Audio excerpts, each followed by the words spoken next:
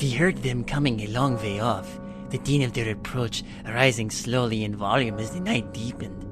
There came a rumble under our feet as the noise grew, and soon we could make out the voices, the cacophony full of hunger and despair. But rather than lock ourselves away, we threw the doors open wide and watched them arrive eagerly. 1,000-fold have passed through our portals thus, and still we have not reached capacity.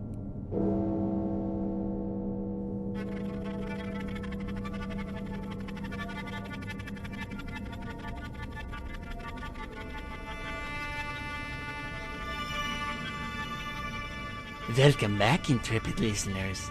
We hope you are well in adjusting to our new schedule. We are grateful for your continued patronage at our sanctum, and tonight we celebrate with a well-known dish, our specialty for the evening. It is a peculiar and deceptive little tale, and one that we are certain many of our well-traveled intrepids know of already.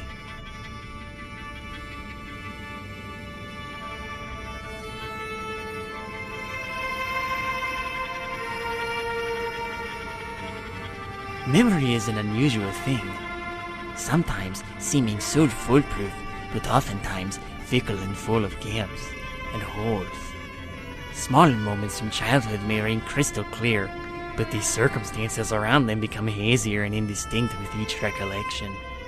Now, with the internet, those looking for validation need only seek out hubs of nostalgia to find answers. In tonight's play, we delve into one such forum.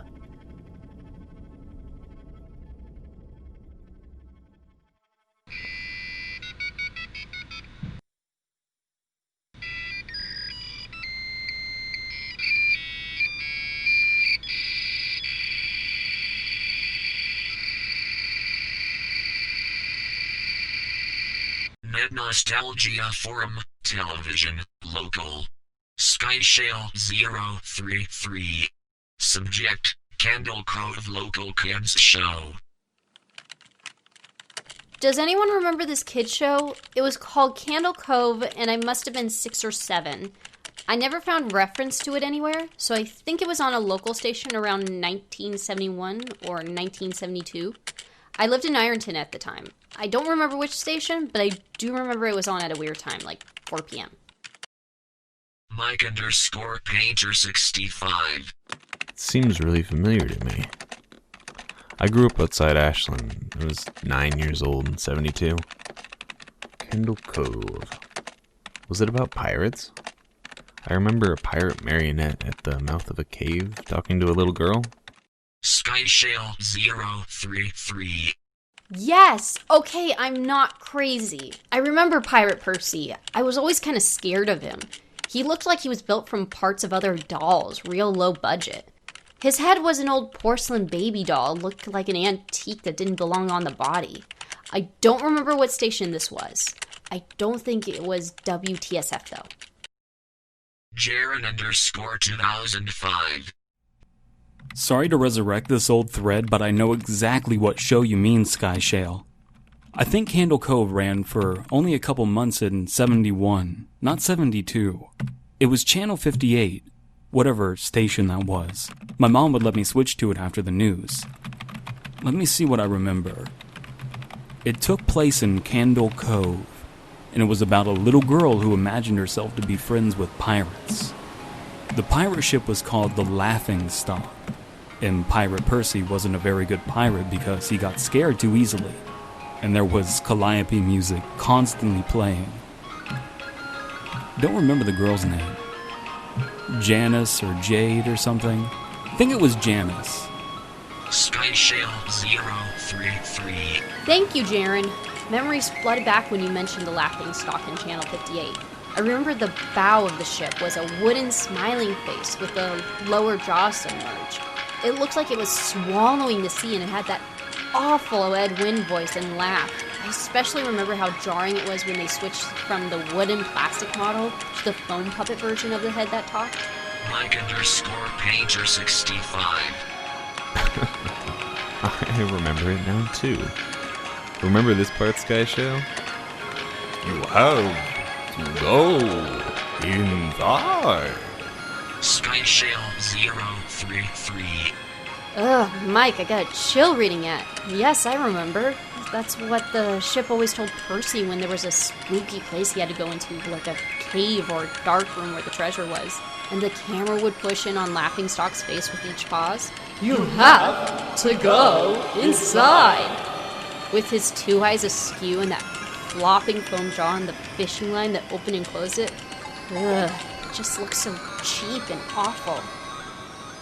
You guys remember the villain? He had a face that was just a handlebar mustache above really tall, narrow teeth. Kevin_Mart. I honestly thought that Pirate Percy was the villain. I was about 5 when the show was on. Nightmare fuel. Jaren_2005. That wasn't the villain, the puppet with the mustache. That was the villain's sidekick, Horace Horrible. He had a monocle too, but it was on top of the mustache. I used to think it meant he had only one eye. But yeah, the villain was another marionette. The Skin Taker. I can't believe they used to let us watch that back then. Kevin_Mart. Jesus H. Christ, the Skin Taker.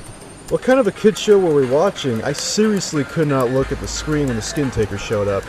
I mean, he just descended out of nowhere with his strings and the dirty skeleton with the brown top hat and cape. And his eyes that were just too big for his skull. Christ almighty. SkyShale033. Wasn't his top hat and cloak all sewn up crazily? Was that supposed to be children's skin? Mike_Painter65. Yeah, I think so. Remember his mouth didn't open or close? His jaw just slid back and forth. I remember the little girl said, "Why does your mouth move like that?" And the Skin Taker didn't look at the girl, but at the camera, and said, "To grind your skin." SkyShale033. I'm so relieved that other people remember this terrible show. I used to have this awful memory, a bad dream I had where the opening jingle ended. The show faded in from black and all the characters were there, but the camera was just cutting to each of their faces and they were just screaming. And the puppets and the marionettes were flailing spastically and just all screaming. The girl was just moaning and crying like she had been through hours of this. I woke up many times from that nightmare. I used to wet the bed when I had it. Kevin_Mart. I don't think that was a dream. I remember that. I remember that was an episode. SkyShale033. No, not possible. There was no plot or anything. I mean, literally just standing in place, crying and screaming for the whole show. Kevin_Mart. Maybe I'm manufacturing the memory because you said that, but I swear to God I remember seeing what you described. They just screamed. Jaren_2005. Oh God. Yes. The little girl, Janice. I remember seeing her shake. The Skin Taker screaming through his gnashing teeth. His jaw careening so wildly I thought it'd come off its wire hinges. I turned it off after that, and that was the last time I watched. I ran to tell my brother, and we didn't have the courage to turn it back on. Mike_Painter65. I visited my mom today at the nursing home. I asked her about when I was little, in the early 70s, when I was 8 or 9, and if she remembered a kids show, Candle Cove. She said she was surprised I could remember that, and I asked why, and she said, "Because I used to think it was so strange that you said, 'I'm gonna go watch Candle Cove now, Mom,' and then you would turn the TV to static and just watch dead air for 30 minutes. You had a big imagination with your little pirate show."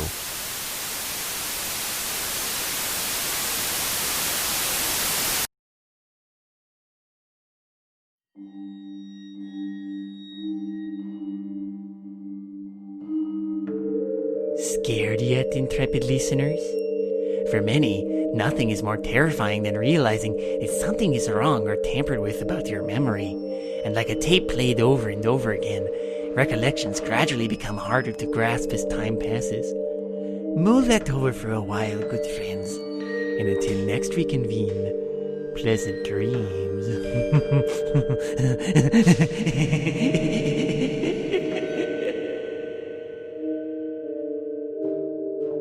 Midnight Marinara is a monthly podcast written, produced, directed, and mixed by David King. This episode featured the voice talents of Kaela Berry, TJ Dasch, Dead Palette, and Matt Holley.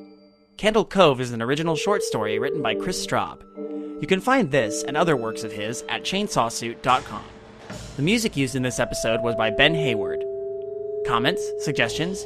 Have any bargain prices on Skinwalker artifacts? Please feel free to leave feedback wherever you listen to this. Email us at midnightmarinara@gmail.com or follow us on Twitter or Tumblr.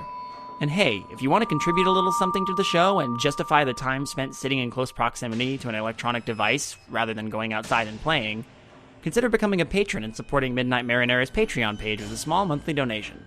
Thanks for listening.